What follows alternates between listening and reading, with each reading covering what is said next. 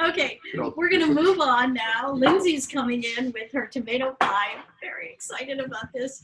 And I'm even more excited that she's actually here in my kitchen. How fun is that? So I just want to say a few words about Lindsay. She and I met, come on in. She and I met last year on the nominating committee when I was vice chair with Lisa Stella, who was the chair, and Lindsay was representing membership. No, what area did you represent? I believe it was maybe communication. Oh, communication. Yes. Anyway, so we met, and Lindsay has a wonderful little blog called the Lunch Belle, which I encourage you all to go and check out. It's so great. But Thanks. Now she is your affiliation council head. Yes. So very exciting. Anyway, I'm gonna take it over. All right, thank you. Hey guys, let me take off my mask. Whew, all right. So I'm thrilled to be here at Maria and Larry's.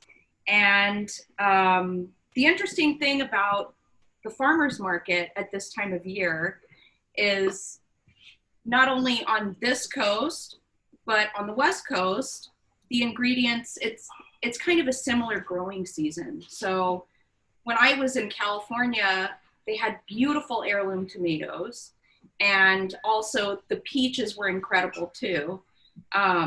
So those are the two produce pieces that I'm going to be using today. So in our instructions that we sent around, you should have already made your pie crust and sprinkled some of the Parmesan cheese on the bottom. So I'm going to just put that aside right here. And I have pre-mixed the sauteed onions. I put all of the herbs and arugula, save for 1 teaspoon that we'll sprinkle on the top when the pie is done.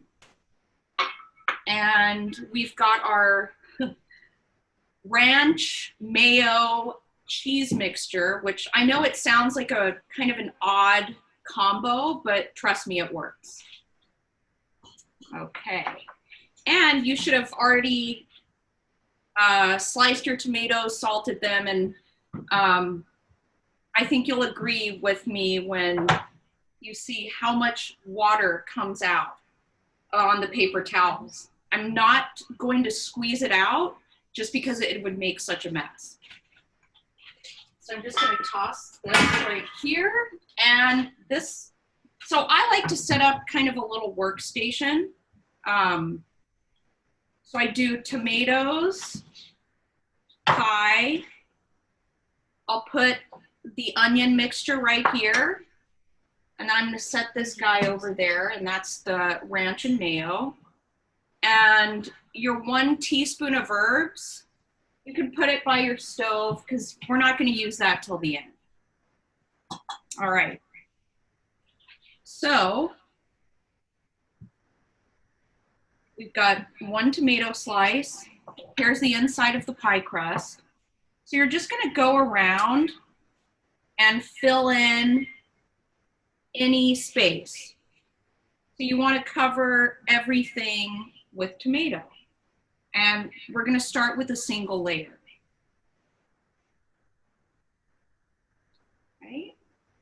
So then I'm sure you have smaller pieces too that, you know, you can use those to fill in the random crevices, if you will. All right. So we have a question. Can you use Sure. canned tomatoes? Canned tomatoes, I wouldn't recommend canned tomatoes because there's a ton of extra liquid, and also the shape just, I don't think the shape would work. I think fresh is the best way to go. So yeah, sorry about that. But all right. So we have our first layer of tomatoes. And what I'm going to do next, don't worry, my hands are clean. You're going to get about a full hand's worth of the herb and onion mixture and just kind of, you know, sprinkle it. It's nice for each bite you take to get, you know, tomato, some of the onion, some of the herb. You just want to make sure each bite has everything in it. All right. So now we're going to start with our second layer. And you'll probably have enough tomatoes to have between 3 and 5 layers. All right.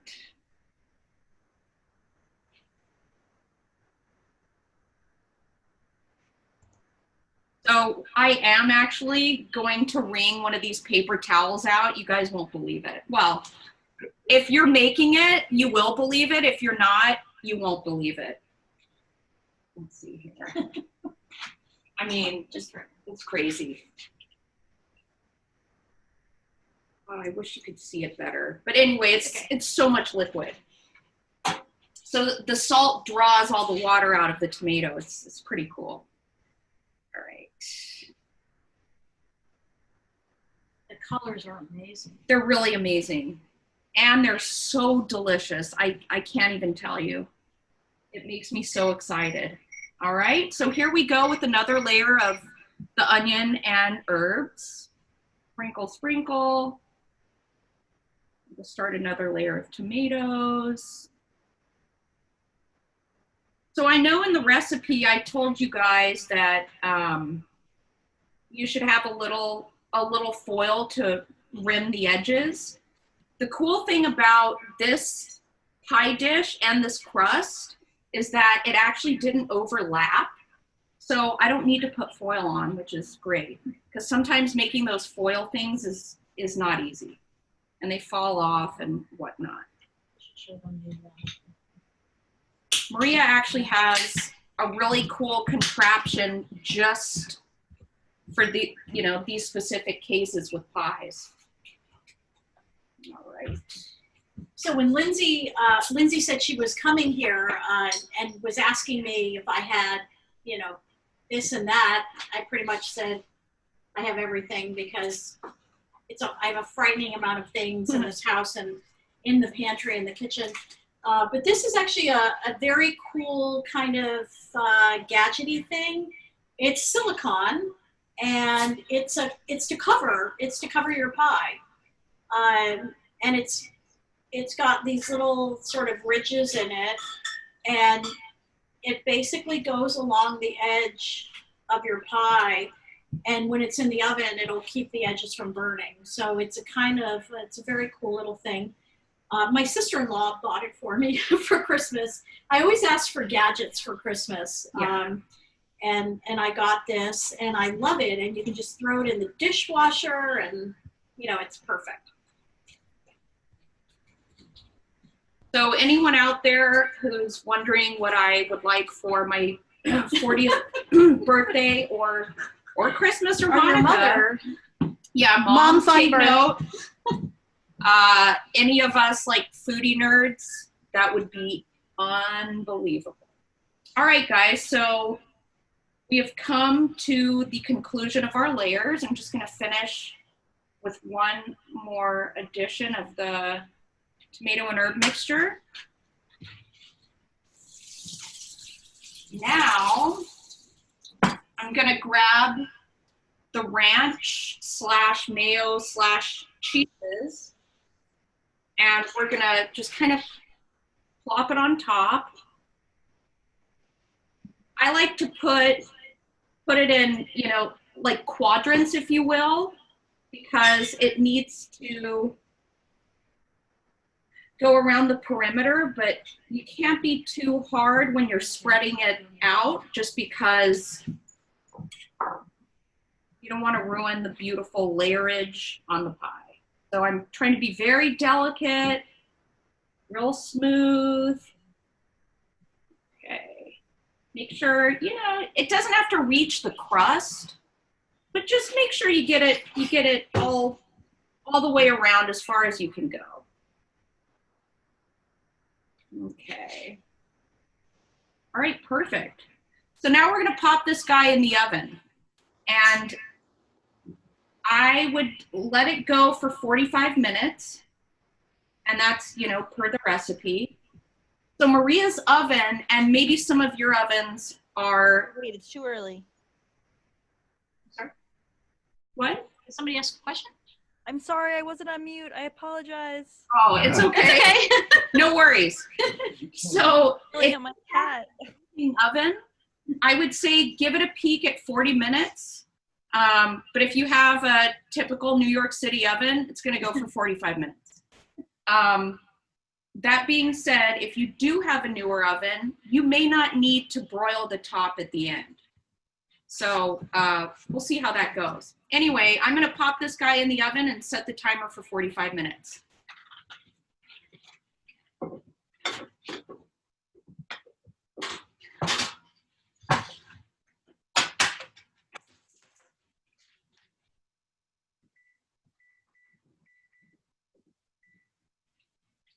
There we go.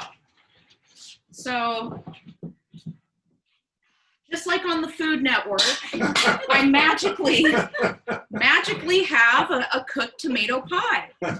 So like I was saying, Maria's oven is, you know, so new and amazing that the top is perfectly brown. And this was all done in the 45 minutes that it baked. So we did not have to broil the top. So when you guys, another thing I did is right when it comes out of the oven, you get your 1 teaspoon of herbs / arugula and just sprinkle it all over the perimeter, the top. And now it's time to eat. So I would say, you know, just like any pie, this serves 8 generous portions. I like to have a big slice for lunch with a nice salad. And it's so delicious. We have cook-offs at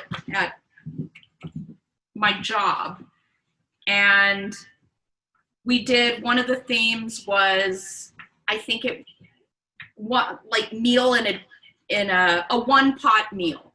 So I brought the tomato pie and people went bananas. They still ask about it, and it was definitely one of the biggest hits, and even guys like it, okay? So, you know, quiche gets a bad rap. This is not a quiche, but you know, anyway, it's definitely a crowd pleaser. Oh, that's great. Ooh, Ooh, look at that. all right. Here, hold it up to the... So check that out. Oh my God. That is food porn at its finest, people. All right, bon appetit. All right. I'm gonna oh take my this. God. Okay.